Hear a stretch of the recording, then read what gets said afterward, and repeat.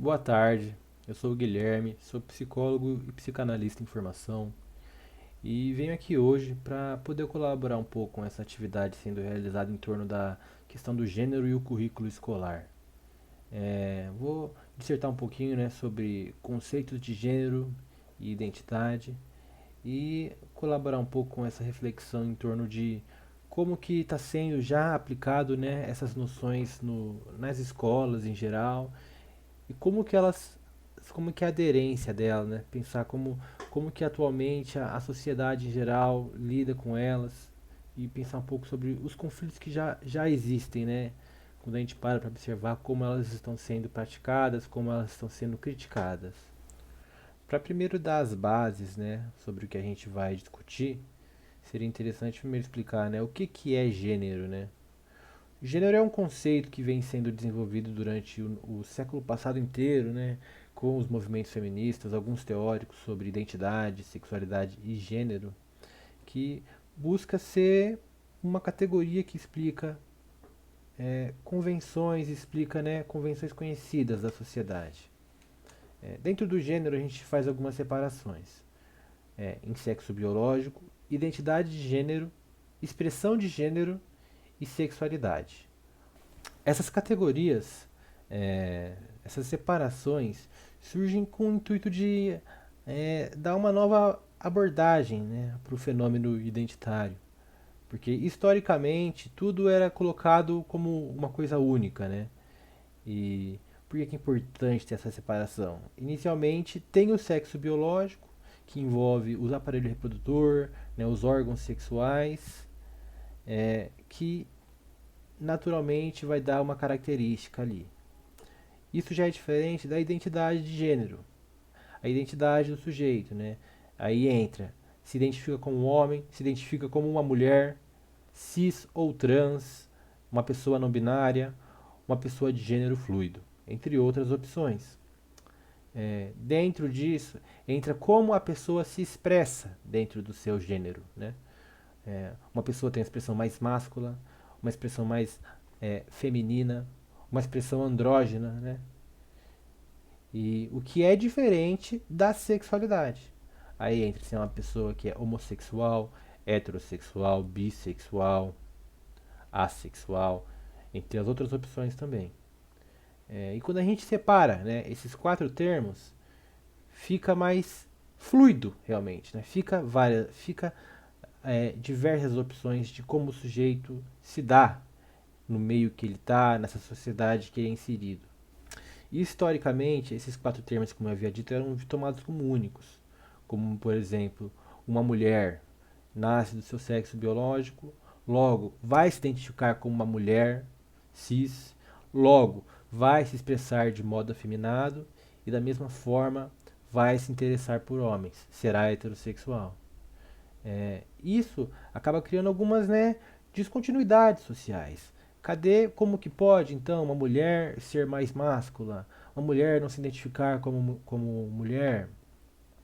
E, né, os movimentos conservadores, aquela sociedade cristã com a moralidade, impedia essas variações, né, tomadas como estranhas, como erradas, como patologias. E quando a gente começa a estudar sobre isso, percebe que não, uma coisa não envolve a outra, é possível ser do sexo feminino, né, se identificar como homem. E a gente começar a pensar dessa forma serve para quebrar um pouco, né, com esse ideal vigente de identidade, de, né, e sexualidade que pressupõe modelos, né, esses estereótipos do que é ser um homem, do que é ser uma mulher. E consequentemente, esses fatores eles são discutidos nas mais diversas dimensões da nossa vida, seja na formação da nossa família, nos espaços que nos socializam, né, desde a infância na escola e futuramente no trabalho. Quando a gente pensa no tema da escola, é lá que boa parte, né, das socializações são realizadas. É lá que você, de alguma forma, você aprende um pouco também, né, qual que é a sua função num grupo de amigos, né, do que te interessa, formação de relações românticas, né? Você se interessa romanticamente por alguém, surge um interesse sexual e querendo ou não, a escola pode colaborar com isso, né, tratando sobre esses temas. O que a gente vê na atualidade é que eram temas que raramente eram tratados antigamente. E agora que começam a ser tratados, surgem esses movimentos, né? A gente cita alguns de exemplo, como a escola sem partido, né? Os movimentos políticos em geral que criticam que esses temas sejam trabalhados na escola. O discurso famoso, né, em torno disso é a ideia de ideologia de gênero, né, da ideologia de gênero, que pressupõe que o gênero, né, a construção de gênero, dessa forma que eu abri aqui, expliquei, né, nessas categorias, é um, é um, é um conceito criado para doutrinar, né, doutrinar pessoas. O gênero, ele não é nada além de uma construção ideológica que serve para enganar pessoas, para é, fazer crianças se tornarem algo não natural, né, algo artificial. Daí dentro disso entra algumas questões religiosas, né, em torno do que é natural dentro de uma religião e tudo isso. Só que acaba sendo que toda a questão identitária acaba se reduzindo a uma questão de uma religião, o que é pressuposto em torno, né, de que uma religião acredita ser como correto e como errado. É, o perigo disso é que psicologicamente surgem conflitos, né? A pessoa ela pode tentar compreender que não existem variações na minha identidade. Eu nasci do sexo biológico tal e vou ser de tal identidade, gênero, por causa que é o natural. Dentro disso vão surgir conflitos, né? Vai surgir a angústia de eu tenho que ser assim, então eu não tenho outra opção além de ser assim, eu sou algo que eu não gosto, eu estou em conflito comigo mesmo, mas isso é natural, eu tenho que passar a minha vida por não ser, por não poder desejar aquilo que eu quero, né? Pensando no tema da sexualidade. Quando se estuda sobre esses temas, vê que é necessário que o currículo escolar se adapte para trabalhar essas questões, né? Trabalhar a identidade de um sujeito, permitir que ele reconheça outras formas de existir, né? Uma conscientização que pode partir desde a questão identitária, né, envolvendo é, como que essas separações, né, de sexo biológico que é diferente de identidade e da expressão, permitindo que algumas angústias ali da adolescência possam ser, né, trabalhadas, né, de envolvendo esse momento de estar se descobrindo, estar se entendendo como pessoa na sociedade, né, o que ela pode ser, né, porque querendo ou não, profissões muitas vezes acabam também se envolvendo nisso com papel de gênero, né? Tem profissões que são mais masculinas, mais femininas. Logo, um homem não poderia ter uma profissão que é mais feminina e vice-versa, né, em relação à mulher.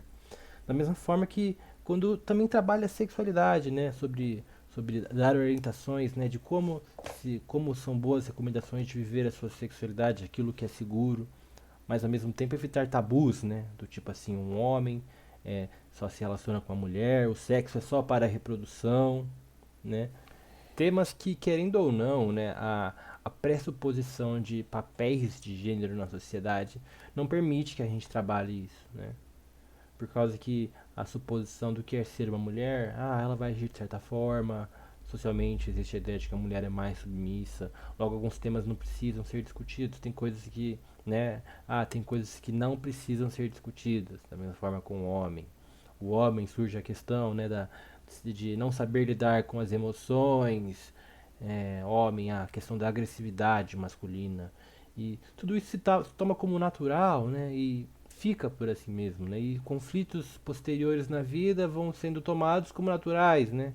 A mulher passa por conflitos como o da mulher, de não saber se expressar, de sofrer com questões em volta disso. O homem também, por não saber controlar algumas emoções, também em volta da expressão.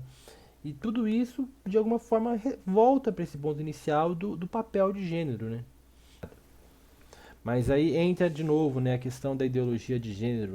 Mas um professor vai falar algo, vai doutrinar meu filho vai chegar em casa, agora meu filho vai ser homossexual, vai ser trans, que né, é o discurso comum aí nas redes sociais, né, no WhatsApp aí, da galera mais velha.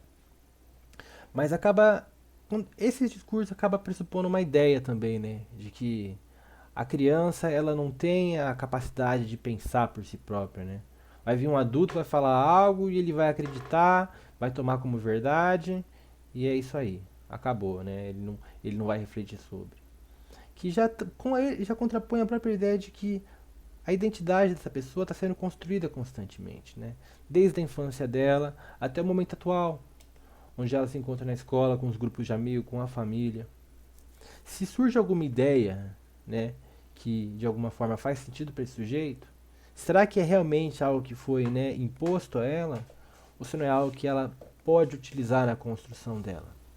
De alguma forma, eu também acredito nessa possibilidade, né, de que o currículo possa ser modificado, possa adentrar esses temas.